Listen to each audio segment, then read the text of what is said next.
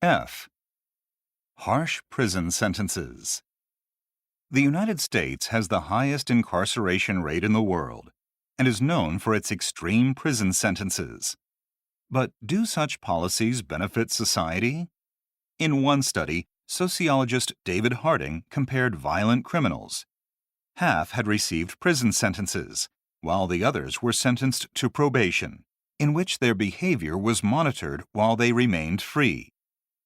5 years after the two groups' sentences had ended, it was revealed that the odds they would offend again were nearly identical. This suggests that imprisonment may be ineffective in making society safer. The common tendency of judges to hand out life sentences may also be problematic. Life sentences are sometimes believed to prevent individuals who have committed serious crimes from offending again.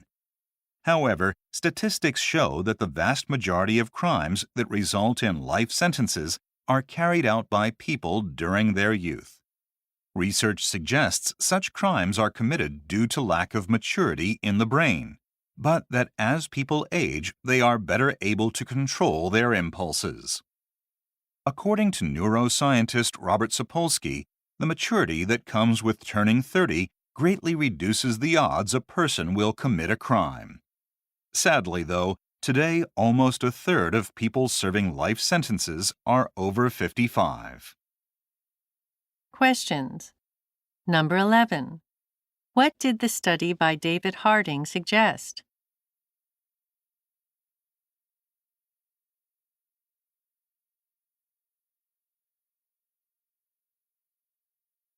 Number 12. What is one thing the speaker implies about people who were given life sentences?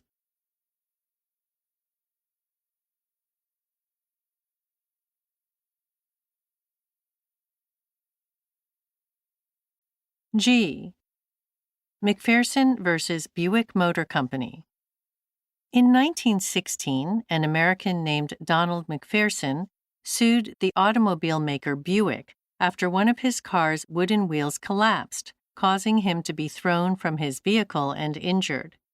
Buick, however, argued that since it had not made the wheel, but rather purchased it from a reputable manufacturer, it could not be held responsible. Furthermore, it had been a local car dealer rather than Buick that had sold the car to McPherson. On the other hand, evidence was provided that a simple inspection of the wheel would have revealed that it was defective. McPherson's lawyer therefore argued that Buick had been negligent, and that since it was the manufacturer of the car, it should compensate his client.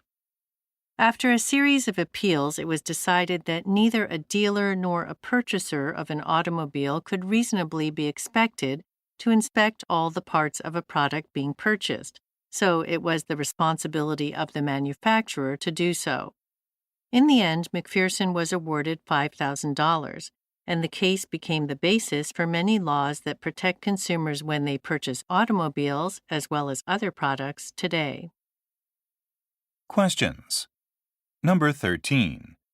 What was Buick's argument in the case?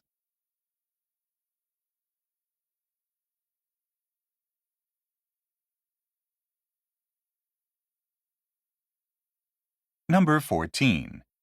What was decided in the case?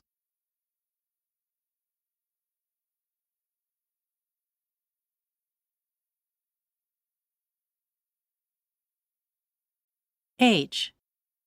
Critical race theory. The concept of critical race theory, or CRT, was first developed in the 1970s and is accepted by many scholars as a useful way to understand the problem of racism in the United States.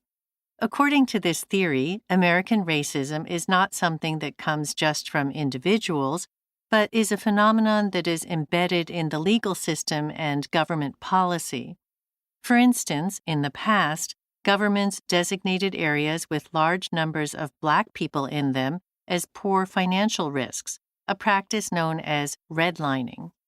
As a result, banks often refused housing loans to people in such areas.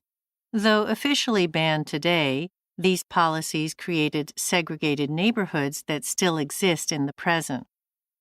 CRT has been routinely taught in many schools, but recently there have been complaints about it from conservatives. Critics claim that there is too much emphasis on the privileges that white people enjoy and the idea that Black people are constantly being oppressed. This, they claim, could upset white children and make them feel undeserved guilt. As a result, some areas have banned the teaching of CRT. This has caused heated debates and has even led to classroom educators being dismissed for attempting to teach the theory. Questions. Number 15. What effect did redlining have on many Black Americans?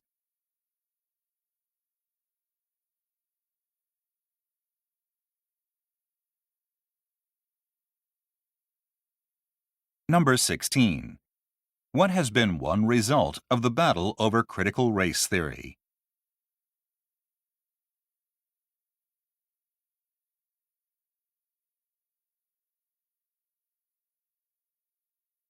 I.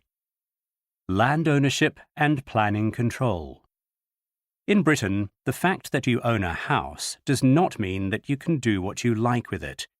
Comprehensive legislation over land use, including all types of buildings, dates back to 1947, and the period since then has seen a steady increase in government control.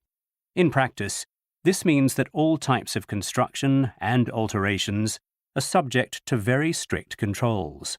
It is always necessary to submit a planning application, and when deciding whether or not to approve it, the authorities will look closely not only at the proposed building, but at the whole neighborhood. So, for example, they will look at the color and design of nearby houses to see if your design matches with them, or at the number of existing shops to see if a new supermarket is really needed, and so on. Of course, there are disputes, but in general, most people accept the system, and it does have some very pleasing results. For example, urban sprawl is largely non-existent, because building in the countryside surrounding urban areas, the green belts, is forbidden, so you can travel for many kilometers through green fields filled with sheep and cows. Questions. Number 17. What is a result of the current building standards in Britain?